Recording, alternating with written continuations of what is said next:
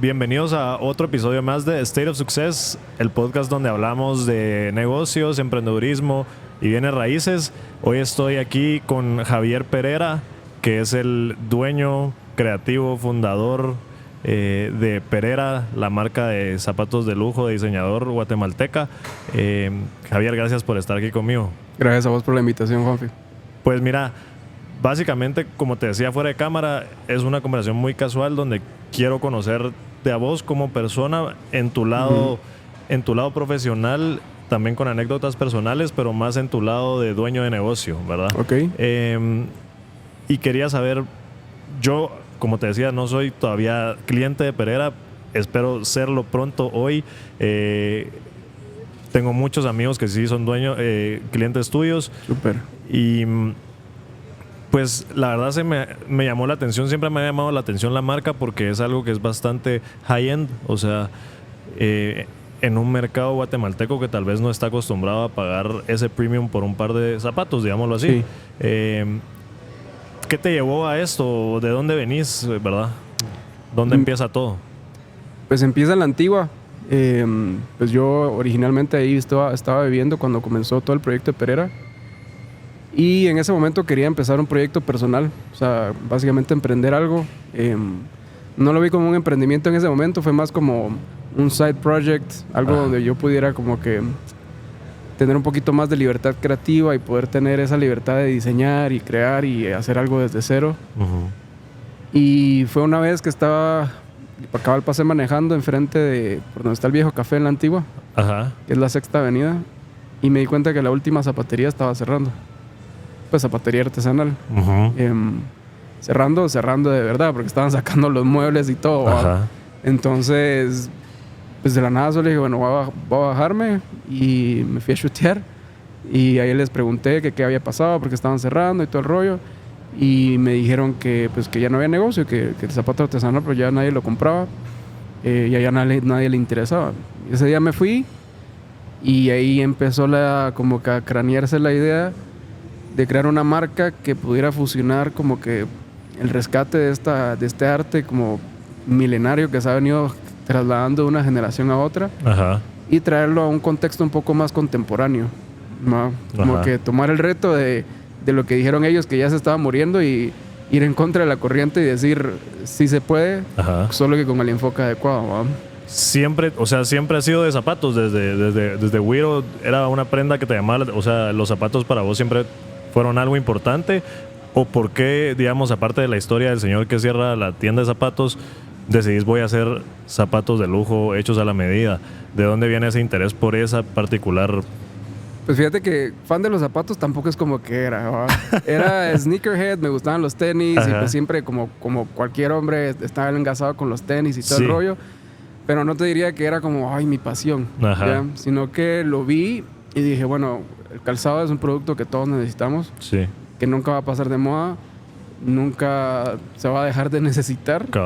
Y es como un buen foundation donde puedes comenzar una marca, porque de ahí puedes empezar a construir y después eventualmente diversificarte a otros productos. ¿Y es un poco la idea? ¿O? Sí, al principio pues como creativo me dan ganas de hacer de todo. Entonces ahorita casi que me pongo la pita corta. Te tenés que detener. Sí, porque me dan ganas de hacer de todo. He hecho prototipos de mobiliario, de ropa, de todo. Entonces sí, he querido hacer de todo, pero sí, ahorita hay que enfocarse para enfocarse en una sola cosa y hacerla espectacular. ¿Y hace cuánto nace Pereira? O sea, nació este año, 2025, cumplo 10 años desde que pasó esta historia que te cuento. Fueron 2 años de prototipado, de ir y venir con los artesanos. Esa parte fue todo un challenge, porque el artesano con el que yo empecé a como que crear todo, en un viaje mío me fui, y cuando regresé el artesano estaba en el hospital. Se murió. Le había dado una pulmonía, y obviamente pues yo fui e intenté ayudarlo y todo, y después lastimosamente a los días pues falleció. Entonces eso fue como 1 año después de ya yo haber invertido prototipos, meterla toda la marca. Otra vez Square One. Dejé tirado el proyecto porque sí dije, no, o sea, volver a encontrar a alguien que crea en mí, volver a empezar todo desde cero con otra persona que entienda las ideas, sí está jodido, ¿va? Ajá. Entonces me enfoqué ya en mi rollo de freelance de diseño. ¿Cuánto tiempo estuvo tirado el proyecto? Como unos 3, 4 meses. Uh-huh. Y después, no me recuerdo bien el tiempo exacto, ajá.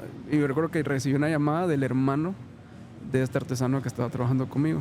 Y me dice, mira, yo te puedo ayudar, yo también sé hacer zapatos y quiero ayudarte porque es el último proyecto en el que mi hermano estuvo trabajando. Entonces él en su momento también lo vio como un honor para su hermano. Como seguir el legado, digamos. Exactamente. Entonces pues le entramos full. Ajá. Y él me ayudó como que a terminar de armar el equipo y en cuestión de otro año ya lo logramos lanzar. Empezaste con, o sea, ¿cuánto dinero se necesitó para empezar Pereira? ¿Es mucho, es poco? No fue mucho, mira, la verdad es que nunca lo cuantifiqué como porque fue un todo proyecto fue sobre personal. La marcha, ajá, entonces ponerle de lo que yo ganaba como freelance, la mitad lo invertía en desarrollo, en comprar cursos, comprar de todo, hacer prototipos, uh-huh. Y eso fueron 2 años, uh-huh. O sea, totales. Y de ahí se lanzó la marca, se hizo el evento, que tampoco fue una cosa del otro mundo. Ajá. Y siempre el enfoque nunca es como que hubo un fondo de dinero ahí donde yo pudiera sacar, sino que era de lo que yo iba ganando, lo iba reinvirtiendo en la empresa y hasta la fecha casi que así ha sido. ¿No? O sea, como dicen en Shark Tank, estabas bootstrapping. Bootstrapping, literalmente. O sea, esa es la definición de bootstrapping. Ah, ok. ¿Y dónde? Hoy en día Pereira existe físicamente en Antigua Guatemala, ¿verdad? Sí. Pero estuvo en Guate antes. Hemos estado en diferentes lugares, como pop-up stores, pero todavía no hemos tomado la decisión de aperturar un workshop, un retail aquí en Guate. ¿Y cómo te ha ido? Pues, afuera de cámara me dijiste que me ibas a contar la historia del local. Antes de la historia del local me llama la atención, tu clientela es antigüeña, es de la ciudad, es internacional, porque la tienda está allá, pues, ¿verdad? Entonces, un poco de... Mira, estamos allá porque es como honorar en donde inició todo. Ya, entonces para mí siempre fue un sueño regresar a la zapatería donde era originalmente se hacía. Uh-huh. Y de hecho se hacía en la Antigua. Entonces al principio cuando empezamos, pues los artesanos trabajaban en sus casas y yo tenía en mi oficina, era un merequetengue porque yo me encargaba de pintar los zapatos. Entonces yo era el tercer artesano, o sea, éramos 3. Ok. Entonces, al principio fueron cada quien en su casa, después de ahí nos mudamos a mi garage, cliché, ¿va? Ajá. Y después del garage ya nos pasamos a una casita en las afueras de Antigua y en COVID nos pasamos a este local que tenemos ahorita. En realidad la clientela en su principio era 100% guatemalteco. Lanzamos un pop-up store en Cayela. Ajá. Ese fue como presentar la marca y que la gente empezara a ver. Y después del pop-up, como funcionábamos, era puro visitador médico. Uh-huh. Entonces, ponele, tú me contactabas y yo hacíamos una cita y yo llegaba con mi mochilita, con mi maletita de zapatos y te llevaba a tu oficina, te ponía los zapatos aquí en la mesa y te tomaba medidas y mandaba a hacer el zapato, ¿ya? Entonces, ponele, por las mañanas, bueno, quita eso que en ese momento yo había empezado otra empresa de marketing. Ah, ok. Entonces tenía el tiempo divididísimo. Entonces en las mañanas estaba en la empresa de marketing, de ahí me zafaba a atender clientes aquí en Guate. Uh-huh. Y después en la noche me regresaba y en la noche pintaba zapatos. Y así fue por los primeros años. ¿Primeros cuántos años dirías? Los primeros 3, 4 años fueron así, porque fue más como ese side project donde yo estaba como que dividido en diferentes incomes. Y ahorita, o sea, 3 años, 3, 4 años fueron 3 personas los que estaban atrás de Pereira. Sí, como en el tercer año ya se ingresó otra persona. Ajá. Y en el 4º año ya ingresó otra persona.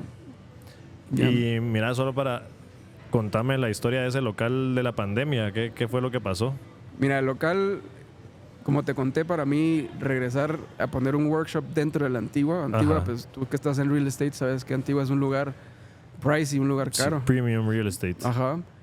Entonces, en COVID, pues obviamente era full incertidumbre de todo. Y de la nada recibí la noticia de que se había liberado un local en la 5ª Avenida de Antigua, uh-huh. Donde yo siempre había querido poner un local. De hecho, mi esposa fue la que me dijo, mira, nos están ofreciendo un local, Y yo le dije, ¿dónde? Sí, ahí en la calle del Arco, ¿va? Entonces yo decía, nah, pues, ¿qué va que lo voy a ver? O sea, está carísimo. Ajá. O sea, imposible ahorita en COVID agarrar eso, ¿va? Meterme una renta cara en plena pandemia. Imposible. Entonces, igual me dijo, mira, el no ya lo tenés asegurado. Y esa es una frase de mi suegro que siempre me ha gustado.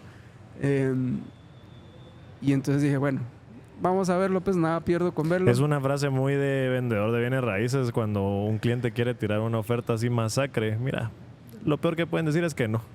Sí, exactamente. Y de hecho a esa frase se recae esa historia porque fui a ver el local súper descuidado, premium location, pero para mí fue el local ideal.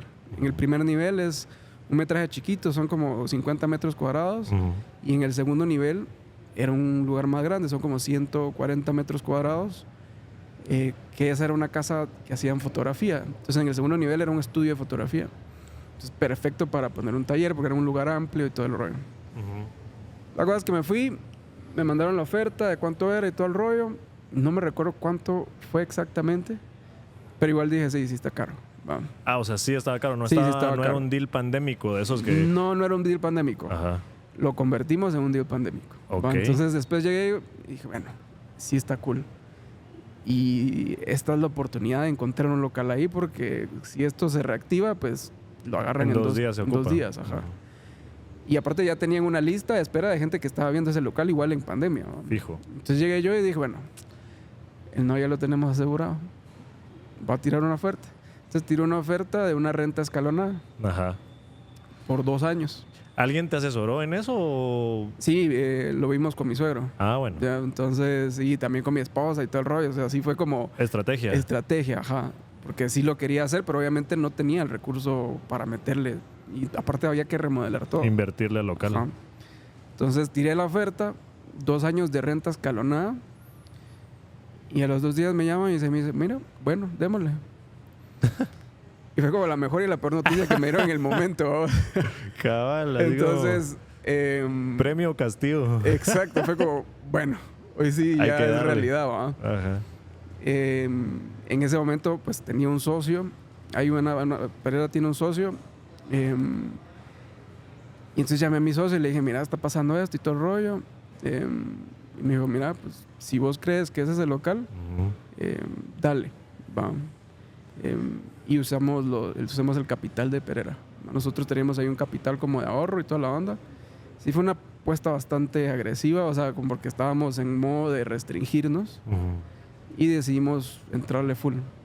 Y ahí en ese local es donde existen hoy en día. Ahí es donde O existimos sea, hoy en día. llevan ahí Llevamos 5 años en ese local. Ya. y la renta sigue o ya subió. No, la renta el año pasado nos duplicaron la renta. Pero Y ya estás en un momento donde podías Ya, no, sí, absorber ya. el costo del doble de renta, digamos. Sí, pues a nadie le gusta que le dupliquen la renta de un día para otro, pero sí lo podemos absorber. Pero el punto lo vale, pues. Sí, el punto lo vale. ¿Ya? Y aparte ya toda la casa está remodelada, ya se hizo a la medida de Pereira. ¿No? Yo, la verdad, no he entrado. ¿Tenés sala de ventas abajo y taller arriba? Así es. Entonces tenemos un como lobby que le digo yo, que es como la entrada, que parece museo en realidad. La tienda está diseñada de tal forma que parezca como un museo para honorar como el arte de hacer zapatos a mano. Muy minimalista, yo le digo con lo industrial porque es como colonial industrial. Ya. Y en el segundo nivel sí es un taller, pero es un taller que lo que queríamos hacer es, en donde haces tu producto también tiene que honorar el tipo de producto que haces. Ya. Que eso pasa en muchos lugares, es totalmente lo opuesto. Entonces para mí sí era, ok, si voy a hacer un zapato premium, tengo que tener unas instalaciones que vayan acorde. Top. ¿Va? Entonces, cuando uno piensa en un taller, piensa en un lugar refundido en la zona, saber ni cuál, Ajá, que mal todo está hecho iluminado, lata y, en una bodega toda fea, todo desorganizado, y ese es el denominador común. Ajá. Entonces aquí yo dije, hagámoslo diferente, súper ordenado, bien iluminado, lo más ordenado posible, y cada par de meses le vamos dando vuelta para poder optimizarlo. Mira, y los zapatos de Pereira son de lujo, ¿verdad? O sea, es un lujo comprar zapatos de diseñador, pues al final, Sí. ¿verdad? O sea, ¿cómo el mercado cómo recibe tu producto, pues, o sea, no pensaste como, madre, ¿cuánto le pongo de precio a este par de zapatos? ¿Cuánto será que están dispuestos a pagarme? ¿Testeaste el mercado? ¿Cómo fue el proceso de llegar a tu price point? Yo soy un poco terco, ¿no? Entonces, y yo empecé Perera no viéndolo como un... No como un negocio. No como un negocio, o sea, como te dije, fue un proyecto personal. Entonces dije, bueno, o sea, esto cuesta esto, pero o sea, es el diseño, es la intención, es la calidad y es el esfuerzo. Tirémoslo a este precio y probemos y si se vende o no. Y pues, honestamente, desde que empezamos siempre hemos sido el calzado más caro de Guatemala. Ajá. Ya, o sea, entonces sí ha sido un reto como que entrar en el mercado y de hecho encontrar si había un mercado, lo cual sí hay. Sí. Ya. Y lo más bonito ha sido de que una vez, y tener cuidado porque una vez te compras el primero, la mayoría de clientes se quedan con nosotros. Ajá. Porque se dan cuenta en la diferencia de calce, de calidad, de diseño, de atención al detalle, de atención al cliente. Entonces sí nos enfocamos mucho en crear una empresa, una marca que sea integral. Pero sí ha sido un reto ponerle, está el clásico y por qué son tan caros, ¿no? Ajá. Entonces, el valor del zapato es porque es un zapato costoso de hacer. No es un zapato que estás comprando de una fábrica. Ajá, no es una producción masiva de zapatos. Tu margen es menor y es un producto artesanal, pues hay craftsmanship ahí, ¿verdad? Eso es lo que le da mucho valor. ¿Cuál es tu zapato Perera favorito? ¿Tenés un diseño Perera favorito? No tengo uno específico, pero mi favorito siempre es en el que estoy trabajando actualmente. Okay. Siempre, por lo general, los zapatos que tengo son prototipos puestos o el primero que se hizo o algo así. ¿Estos son prototipos de algo? Irónicamente, es el primer zapato que me mando a hacer para mí. O sea, diseñado por vos, era un prototipo, era un zapato que ya estaba ahí a la venta. Ajá. Y yo siempre lo miraba y dije, ay, qué bonito está. No, por lo general yo nunca me había mandado a hacer un zapato a mí porque por lo general yo uso los prototipos. Ajá. Entonces, porque tenés que usarlos y ver qué se modifica. Ajá. Entonces, por lo general yo siempre andaba con el prototipo 1 o 2 o algo así, ¿me entendés? Ajá. Estas botas sí las vi y dije, no, sí necesito un par de botas negras. Así y me las mandé a hacer. O sea, ahí sí fue como cliente Perera. Pero el resto de los zapatos siempre ha sido, mi favorito siempre es en el que estoy diseñando ahorita. Y vos sos o sea, Perera sos vos y tus artesanos que trabajan con vos, pero la dirección creativa, digamos, es tuya. Sí. ¿Cómo, digamos, no estudiaste para hacer zapatos, verdad? O sea, no, y tampoco de niño, así como yo digo cuando hablo de esto, yo no decía, quiero vender casas cuando era niño, quiero ser vendedor de casas. No lo decía, pues, pero hoy lo hago con pasión. Digamos, ¿cómo paraste en los zapatos? ¿Cómo supiste hacer zapatos? ¿Cómo aprendiste a hacer zapatos? Mira, como vos dijiste, en la parte de la pasión la encontrás en el camino. Ajá. O sea, yo no me levanté un día y dije, amo los zapatos. Sino que en el proceso me enamoré y ahora, pues, sí puedo decirte que soy experto en este rollo. Digamos que ahí también en tu historia y en tu... Yo hice esto como un proyecto personal, ni siquiera sé cuánto dinero le invertí al inicio. Como que es otra parte del podcast que yo le quiero transmitir a la gente que lo escuche, de no perseguir dinero, pues, ¿verdad? O sea, no abrir un negocio persiguiendo dinero. Obviamente, si es negocio tiene que terminar en números verdes al final del día, pero ese éxito como financiero de un negocio tiene que ser consecuencia de perseguir una pasión con locura, pues, ¿verdad? Al final. Sí, de hecho, en ventas se habla mucho de no estar arraigado a la venta, ¿me entiendes? Exactamente. O sea, detached from the sale, ¿va? Cabal. Entonces, y suena como que no tiene lógica, pero sí es así. En el momento que tú creas un producto no pensándolo en que es para venderlo, sino porque es algo, bueno, en mi caso es diseño y quiero como la búsqueda de una calidad superior, ahí es donde creas un producto que creo yo que sobresale, porque no lo estás haciendo solo porque hacer un intercambio de monetario, ¿me entiendes? Ya, obviamente, como tú decís, tiene que ser un negocio. Y eso es lo que hemos hecho desde los últimos años para acá, porque hemos ido creciendo y ahora sí, ya hay que ponerse a ver costos, ponerse a ver ya las órdenes ya son más altas. ¿Y cómo ha sido ese reto de escalabilidad, digamos? O sea, porque tampoco sos administrador de empresas, o sea, ¿verdad? Sí, mira, esa parte es la parte más complicada, pero Y ha sido el reto más principal de Perera porque escalar el negocio, ponerle, si tú me decís, mira, necesito 1,000 pares de zapatos hoy para vender en donde sea, te digo, no te los puedo hacer. Entonces es imposible. Y tampoco quiero. Ni es tu intención. Ajá, tampoco quiero porque para mí, honestamente, un negocio que crece muy rápido crece desordenado. ¿Ya? Entonces hace un par de años nos tocó incluso dar unos pasos para atrás porque nos dimos cuenta que estábamos creciendo desordenadamente. Entonces fue ahí sí, ok, Javier, deja la fiebre por el diseño y ponete una cara de administración y ver cómo puedes hacer tu producción más sostenible. Sí, organizar la casa. Organizar la casa. Y ahí sí, la verdad es que durante COVID mi mamá empezó a trabajar con nosotros. ¿Actualmente sigue? Actualmente sigue, ella es la encargada de producción. Ok. Y gracias a Dios, porque ella, ahorita actualmente en Perera somos casi todos hombres y hay 2 mujeres. Ok.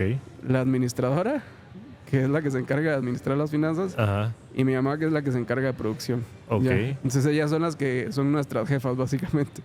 Y las mujeres, honestamente, siempre son más organizadas. Siempre. Entonces, mi mamá llegó a hacer un antes y un después porque cabal entró en ese momento donde estábamos empezando a crecer. Y pues obviamente ella tiene el sentido de organizar, de dirigir y todo el rollo. Y me ayudó mucho a poder delegar también. Porque si yo ya me estaba haciendo 10,000... Sí, o sea, eras todólogo ahí. Exactamente, que todavía sigo, pero ya el punto es Pero intentar. delegar es clave para escalar. O sea, delegar es clave para escalar.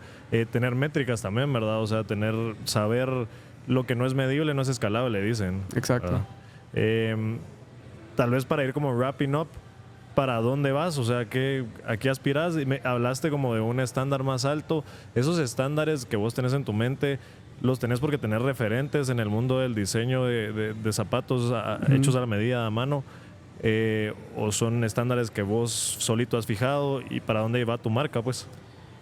Mira, para mí, Perera, lo que queremos hacer es la marca de zapatos artesanales más reconocida de Latinoamérica. Ok. Si tú haces, o sea, si te metes como en nuestro nicho, que no solo somos calzado artesanal, que es muy diferente calzado a calzado artesanal. Tanto en capacidad de producción, en cantidad de marcas y todo el rollo. Calidad de materiales. Calidad de materiales, obviamente. En la región, o sea, Latinoamérica, no existe otra marca que esté haciendo las cosas como la está haciendo Perera. ¿Ya? Pero seguimos siendo un granito de arena. Entonces, pero en otras áreas y otros continentes del mundo sí hay una cultura y sí hay como este mercado. ¿Ya? Yo lo que quiero es que Perera pueda entrar en ese mercado como la marca de zapatos artesanales de Latinoamérica, poniendo obviamente en alto Antigua y Guatemala. Okay. Es un reto bastante alto, pero es a donde yo quiero llegar, ¿me entendés? ¿Y lo ves de aquí a cuánto? Lo tenemos, ahorita me metí en EO Accelerator. Ok. Entonces ahí te ponen a hacer tu BHAG y el Summer y todo el rollo. Y cabal, ahorita estuvimos haciendo la... Qué interesante que hayan, o sea, que las aceleradoras reciban, pues, marcas de zapatos. Yo creí que solo era para tech y... No, hacen lo de todo tipo. El negocio que sea. Ajá. Entonces me metí a eso para obviamente poder organizar mejor la empresa y me está ayudando mucho. Tenemos de aquí a 8 años poder empezar a vender, bueno, a fabricar 120 pares de zapatos al mes. De aquí a 3 años, perdón. ¿Cuál es tu producción mensual ahorita? Ahorita estamos en 60 pares. El doble en 3 años. Crecer el doble en 3 años. Y obviamente dentro de los siguientes 3 años crecer el doble de esos 120. Vamos. Y hasta ahorita estoy en el reto porque tampoco llegas a un punto donde no puedes seguir escalando sin industrializarte. Entonces necesito encontrar ese número. Hay un sweet spot. Ajá, hay un sweet spot porque tampoco quiero volverme lo mismo que le pasó a Ferragamo, lo mismo que le ha pasado a la mayoría de marcas premium que de la nada solo ya dejaron de hacer zapatos hechos a mano y son hechos en China y solo le ponen la plantilla en Italia para decir que son made in Italy, pero lo que compras es marca, ¿me entiendes? Y ya no hay nada artesanal en ese craft. Entonces es encontrar ese sweet spot y ese sweet spot lo que va a hacer es mantener la exclusividad de la marca. Ya, obviamente el price point va a ser determinado por la cantidad de pares, ¿entiendes? Entonces sí es enfocarse no en crear una marca de lujo, sino una marca transparente con lo que te está vendiendo, de materiales totalmente de alta calidad, con una mano de obra excepcional, totalmente artesanal, porque ahorita handmade lo encontrás hasta en comida rápida, te dicen que son milkshakes handmade, ¿va? Cabal. Entonces Sí. nosotros somos auténticamente handmade, de hecho lo dicen los zapatos, auténticamente. Artesanos guatemaltecos. Artesanos guatemaltecos de Zacatepeques, ¿va? Ok. Ya, ese es como el core ahorita. Y con esto siempre cierro. A toda la gente que tiene una idea de negocio y que, madre, está por ahí en la oficina, en un trabajo que no le gusta, ¿qué consejo le das a alguien que tiene esa inquietud de yo quiero tener algo mío y quiero ver si el mercado lo recibe? ¿Qué le puedes decir a alguien así? Que hay mucha gente que está ahí en el 9 to 5 atrapado y... Sí. Hay que empezar con algo. Mucha gente se queda varada en la fantasía y de esperar el momento perfecto, en el tiempo correcto, con el producto correcto, con este producto que me apasiona. Ya hablamos que la pasión la encontrás en el camino, ¿me entiendes? Cabal. O sea, yo puedo ponerme a hacer famoso- ahorita sofás si quieres, ¿me entender? Ajá. ¿Me entendés? Y eventualmente me va a apasionar hacerlo. Así como tú estás apasionado por lo que haces y yo estoy apasionado por lo que hago. Pero solo necesitas empezar. El famoso Ya. análisis parálisis. Sí, Salir exactamente. de ahí y ejecutar.